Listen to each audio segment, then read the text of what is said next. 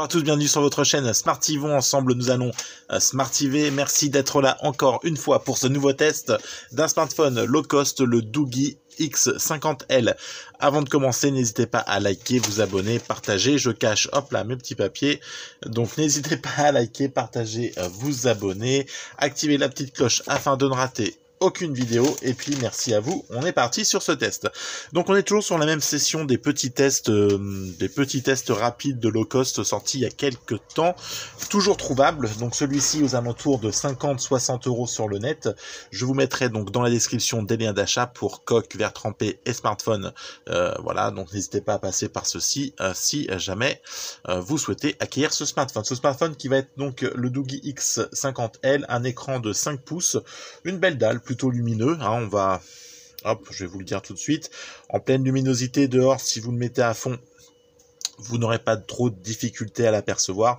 C'est pas ce que j'ai vu de plus lumineux, mais en attendant dehors, partant beau comme j'ai pu avoir, j'ai pas eu trop de soucis à pouvoir visualiser mon écran. On est sur un 18/9 sur l'aspect ratio, un écran 5 pouces, un Android 8, hein, voilà, un quad-core, un smartphone avec du 2,5 des glaces. Alors j'ai jamais trop compris ce que ça voulait dire, et puis je me suis penché dessus, et en fait ça veut dire ouais, un petit peu incurvé là, sur les côtés, légèrement incurvé.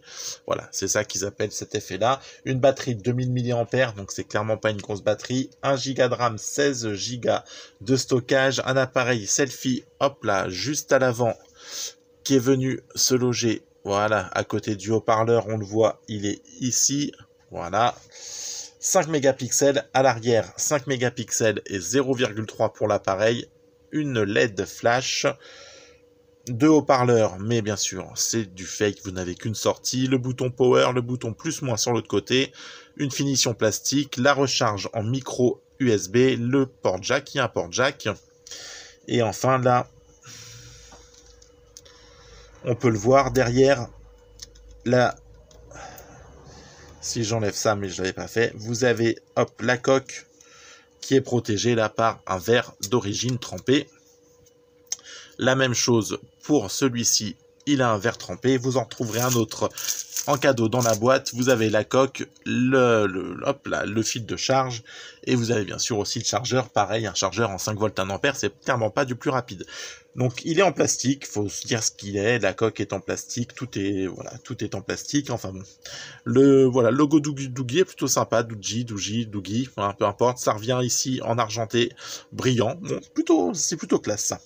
Et enfin, la bonne surprise, c'est comme beaucoup de smartphones qui se faisaient il y a encore 1 an ou 2, même plutôt, voilà, un peu plus, on a accès donc à deux cartes SD, pardon, deux SIM, pardon, et une carte SD. Voilà, donc on peut mettre 2 SIM et une carte SD pour venir étendre la mémoire. Et enfin, vous avez une batterie amovible. Donc ça aussi, vous pouvez la changer en cas de besoin, et ça c'est plutôt rare. Maintenant, ça ne se fait plus, il faut démonter le téléphone. Il est 4G, donc full band, pas de souci. Pas de lecteur d'empreintes, vous l'avez constaté, il faudra passer par le schéma afin de pouvoir accéder au menu. On est sur la version Go Android, donc une version allégée qui va vous permettre donc d'utiliser le téléphone de manière simple et de manière à ne pas venir trop lui en demander, parce que voilà, on est sur une version vraiment légère.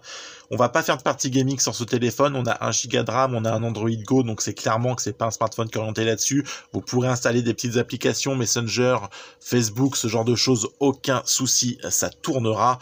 Clairement, vous pouvez mettre Clash Royale, des petits jeux qui nécessitent pas non plus un gros besoin d'espace et de puissance sur le smartphone.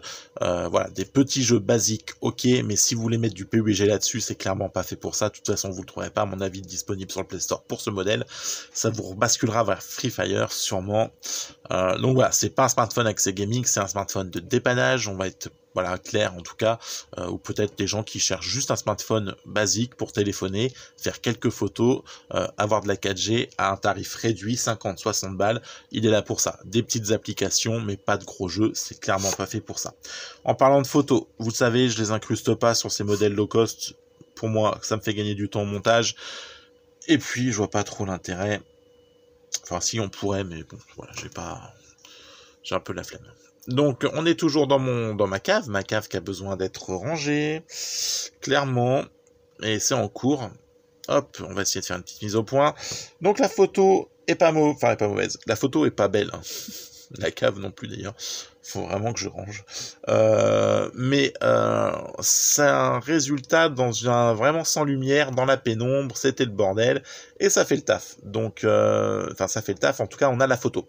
Après, dire qu'elle est exploitable, si vous voulez en faire quelque chose, ça va être compliqué. En attendant, voilà, le flash est mis, etc. Donc, une photo dans l'obscurité, c'est clairement pas fait pour ça, c'est pas ce photophone qu'il vous faudra. On en est bien d'accord, mais en attendant, la photo, elle est quand même prise, elle est là, mais c'est pas du meilleur rendu. Dehors, on voit que dehors, ça a tendance à blanchir les photos. Je vais essayer de vous caler un angle de vue, voilà, comme ça. Voilà, ça blanchit un peu en fait. Hein. Voilà, un effet bokeh. Donc l'effet bokeh. Ouais. Alors je vais essayer de tourner tout ça. Histoire que le rendu quand même, on puisse s'apercevoir de ce qui se passe. Je vais éteindre ça. Voilà, on va clairement l'éteindre. On va aller voir de l'autre côté si on peut l'éteindre aussi. Voilà, là on est dans le noir. Et ben voilà. Donc on voit l'effet bokeh en fait qui vient ici.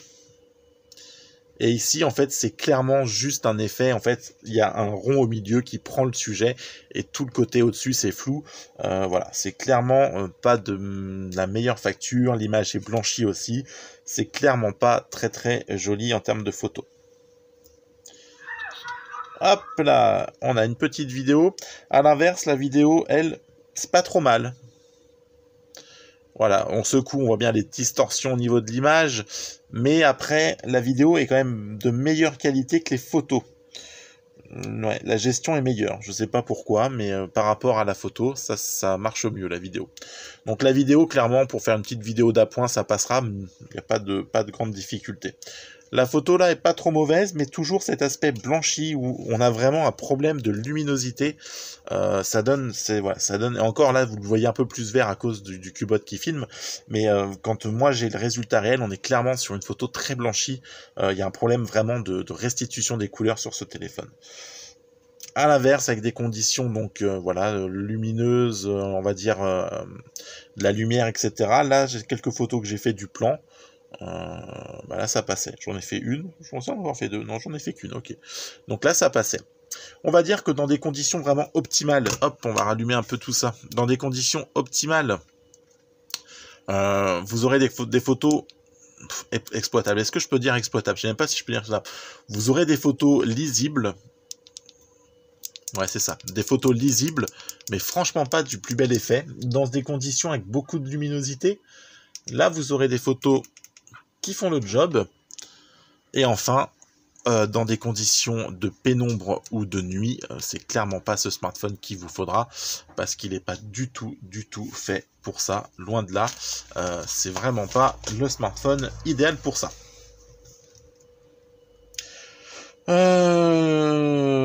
GPS. Alors le GPS, je l'ai testé une fois, j'ai eu, ça a été compliqué aussi. Hein. Je vous le cache pas. Il a finalement, bam, il a mis un diesel. Il a mis du temps à se lancer. Heureusement que je savais où j'allais. Après, il m'a trouvé le chemin. On l'a suivi. Voilà. J'ai eu quelques fois où j'ai eu quelques fois où je quittais la route. D'après lui, j'étais ailleurs. Je sais pas. Voilà. Donc après, il m'a emmené quand même, tant bien que mal. Mais c'est pas la meilleure expérience que j'en ai. Loin de là. Donc c'est pas non plus. Peut-être que c'est dû au 1 giga de RAM. Je ne sais pas. Enfin voilà. En tout cas, c'était pas la meilleure expérience que j'ai eue dessus.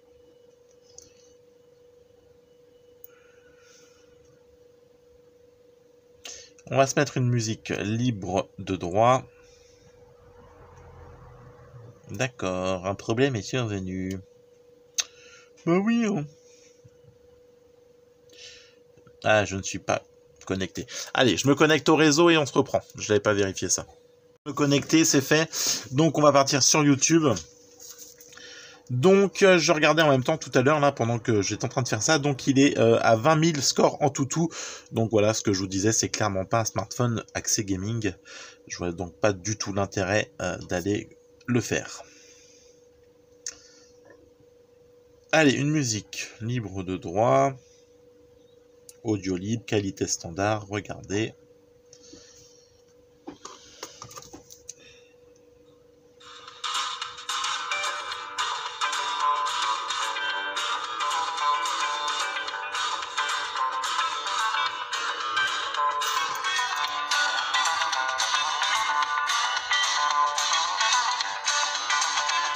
L'écran, quand on le regarde, on aura tendance à avoir quelques... Quand on regardera l'écran, on aura tendance à avoir quelques petites difficultés. Je trouve que c'est pas pratique. Il y a quelque chose qui fait que ce téléphone n'est clairement pas pratique quand on le regarde. Je sais pas. C'est pas aussi agréable, par exemple, qu'on a pu le voir avec d'autres low cost comme le BlackView A30 où l'écran était bien. Là, on a un reflet. Enfin, je sais, c'est même pas un reflet en fait. Quand on le regarde, on sait pas dans quelle position mettre l'écran pour avoir la meilleure prise de vue. Ouais, c'est pas, je sais pas, il y a quelque chose qui me gêne. Voilà. Je sais pas, je pourrais pas vous le dire, mais je pourrais pas regarder une série d'1 heure dessus. Déjà là, c'est compliqué. Au bout de quelques minutes, vraiment, ça m'agace. Voilà. Bon, le haut-parleur est très basique, hein, on tournera toujours autour de la même chose, hein, sur ces modèles de prix là à 50 €. Quoique je trouve le BlackView perso A30 qu'on a vu sur l'un des derniers tests à 30 € de meilleure qualité visuelle et audio que celui-ci qui est plus cher. Par contre il fait 4G. Voilà. Mais clairement, là regarder une vidéo sur celui-là c'est pas pratique. Mettre une série 1 heure, moi je tiendrai pas avec le son là, c'est c'est pas terrible. Voilà. Il n'a pas non plus sur les bandes 4G, il n'a pas la B20, la B28, donc il n'est pas full band. Je sais pas si tout à l'heure je vous ai annoncé full band, mais je me suis planté, il n'a pas la B28 ni la B20. Voilà, bon, je pense qu'on a fait le tour de ce smartphone. On va pas non plus s'éterniser, c'est clairement pas un modèle que je vais vous conseiller. Je préférerais vraiment limite que vous preniez un BlackView A30 que ce modèle-là qui n'est clairement pas... Voilà, il est pas moche, hein. On a un format compact en 5 pouces, etc. Mais à part ça, ouais, bon, franchement, il a pas grand chose, quoi. Enfin, la batterie est de 2000 mAh, on va revenir dessus vite fait. Batterie, vous tiendrez la journée, et encore, faut vraiment pas aller beaucoup dessus, sinon ça fond un peu comme neige au soleil. Donc voilà, après vous avez les gestes. Voilà, dans l'appareil photo, il n'y a pas d'option non plus, c'est du basique, comme le BlackView A30, hein, photo, vidéo, pas d'intelligence artificielle, ce genre de choses, voilà, vous faites votre photo et c'est tout. Voilà. Après, on est sur des vraiment low cost de chez low cost. Voilà, on va conclure ce test du Doogee X50L qui ne m'emballe pas plus que ça, vous l'aurez compris, ce n'est pas un modèle que j'irais vous conseiller d'acheter. Je préfère que vous partiez sur d'autres low cost, même moins chers. Le BlackView A30 est vraiment pas mal, que celui-ci qui n'est clairement pas pour moi une franche réussite, même pour du dépannage. Après, bon, si on vous l'offre, bah, prenez-le, mais n'allez pas l'acheter. Enfin, je vous le conseille pas. Voilà, donc voilà ce qu'on peut dire sur ce Doogee X50L. Alors j'ai peut-être oublié des choses après, voilà. C'est pas franchement un modèle que je vous conseille, donc si j'en ai oublié, je vous dire c'est pas gravissime parce que... voilà, de toute façon je ne vous le conseille pas, ça fait 4 fois que je le dis. Allez, on va en rester là, je vous souhaite une excellente journée, merci de m'avoir suivi, on se retrouve très prochainement pour un prochain test. Ciao, bonsoir, prenez soin de vous, allez ciao, bye bye.